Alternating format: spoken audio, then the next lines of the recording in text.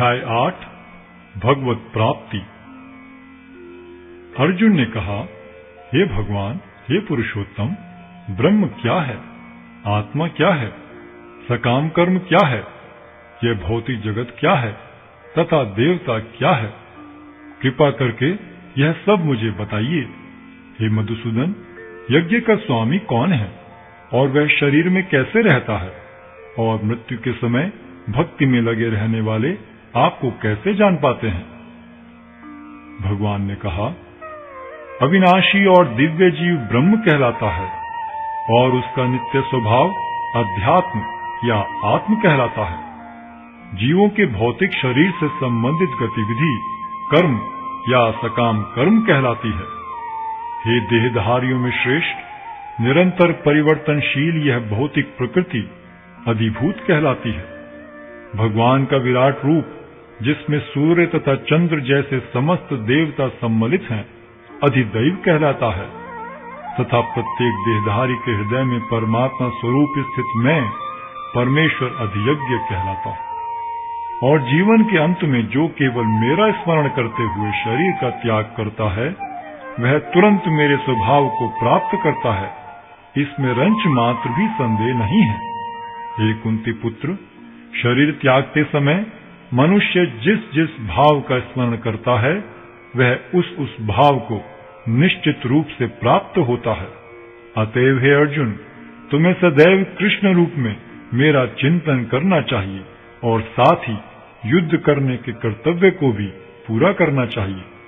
अपने कर्मों को मुझे समर्पित करके तथा अपने मन एवं बुद्धि को मुझ में स्थिर करके तुम निश्चित रूप से मुझे प्राप्त कर सकोगे। हे पार्थ, जो व्यक्ति मेरा स्मरण करने में अपना मन निरंतर लगाए रखकर अविचलित भाव से भगवान के रूप में मेरा ध्यान करता है, वह मुझको अवश्य ही प्राप्त होता है। मनुष्य को चाहिए कि परम पुरुष का ध्यान सर्वज्ञ, पुरातन, नियंता, लघुतम से भी लघुतर, प्रत्येक का पालन करता, समस्त भौतिक बुद्धि से परे, अचिंत्य तथा नित्य पुरुष के रूप में करे। वे सूर्य की भांति तेजवान हैं और इस भौतिक प्रकृति से परे दिव्य रूप हैं। मृत्यु के समय जो व्यक्ति अपने प्राण को भौहों के मध्य स्थिर कर लेता है और योग शक्ति के द्वारा अविचलित मन से पूर्ण भक्ति के साथ परमेश्वर के स्मरण में अपने को लगाता है, वह निश्चित रूप से भगवान को प्राप्त होता है। जो वेदों के ज्ञाता हैं, जो ओंकार का उच्चारण करते हैं और जो संन्यास आश्रम के बड़े बड़े मुनि हैं, वे ब्रह्म में प्रवेश करते हैं। ऐसे सिद्धि की इच्छा करने वाले ब्रह्मचर्य व्रत का अभ्यास करते हैं। अब मैं तुम्हें वह विधि बताऊंगा जिससे कोई भी व्यक्ति मुक्ति लाभ कर सकता है। इस योगाभ्यास में स्थित होकर तथा अक्षरों के परम संयोग यानी ओंकार का उच्चारण करते हुए यदि कोई भगवान का चिंतन करता है और अपने शरीर का त्याग करता है, तो वह निश्चित रूप से आध्यात्मिक लोकों को जाता है। हे अर्जुन, जो अनन्य भाव से निरंतर मेरा स्मरण करता है, उसके लिए मैं सुलभ हूं, क्योंकि वह मेरी भक्ति में प्रवृत्त रहता है। मुझे प्राप्त करके महापुरुष, जो भक्ति योगी हैं, कभी भी दुखों से पूर्ण इस अनित्य जगत में नहीं लौटते, क्योंकि उन्हें परम सिद्धि प्राप्त हो चुकी होती है। इस जगत में सर्वोच्च लोक से लेकर निम्नतर सारे लोग दुखों के घर हैं, जहां जन्म तथा मरण का चक्कर लगा रहता है। किंतु हे कुंती पुत्र, जो मेरे धाम को प्राप्त कर लेता है, वह फिर कभी जन्म नहीं लेता। मानवीय गणना के अनुसार 1000 युग मिलकर ब्रह्मा का एक दिन बनता है और इतनी ही बड़ी ब्रह्मा की रात्रि भी होती है। ब्रह्मा के दिन के शुभारंभ में सारे जीव अव्यक्त अवस्था से व्यक्त होते हैं और फिर जब रात्रि आती है तो वे पुनः अव्यक्त में विलीन हो जाते हैं। जब जब ब्रह्मा का दिन आता है तो सारे जीव प्रकट होते हैं और ब्रह्मा की रात्रि होते ही असहायवत विलीन हो जाते हैं। इसके अतिरिक्त एक अन्य अव्यक्त प्रकृति है जो शाश्वत है और इस व्यक्त तथा अव्यक्त पदार्थ से परे है। यह परा और कभी नाश न होने वाली है। जब इस संसार का सब कुछ लय हो जाता है, तब भी उसका नाश नहीं होता। जिसे वेदांती अप्रकट तथा अविनाशी बताते हैं, जो परम गंतव्य है, जिसे प्राप्त कर लेने पर कोई वापस नहीं आता, वही मेरा परम धाम है। भगवान जो सबसे महान है, अनन्य भक्ति द्वारा ही प्राप्त किए जा सकते हैं।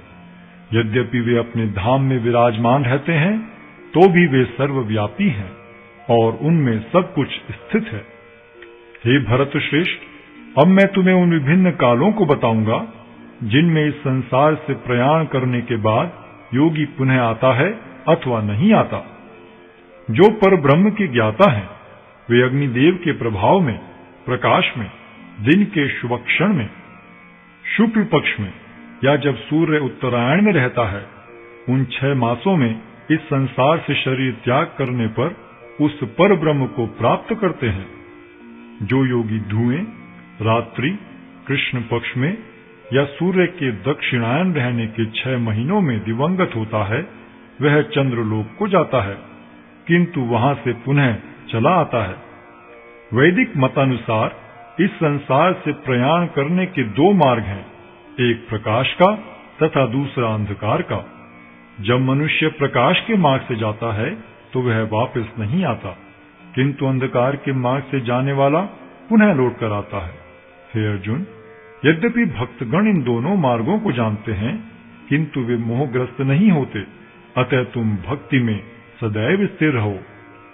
जो व्यक्ति भक्ति मार्ग स्वीकार करता है, वह वेदाध्ययन, तपस्या, दान, दार्शनिक तथा सकाम कर्म करने से प्राप्त होने वाले फलों से वंचित नहीं होता। वह मात्र भक्ति संपन्न करके इन समस्त फलों की प्राप्ति करता है और अंत में परम नित्य धाम को प्राप्त होता है।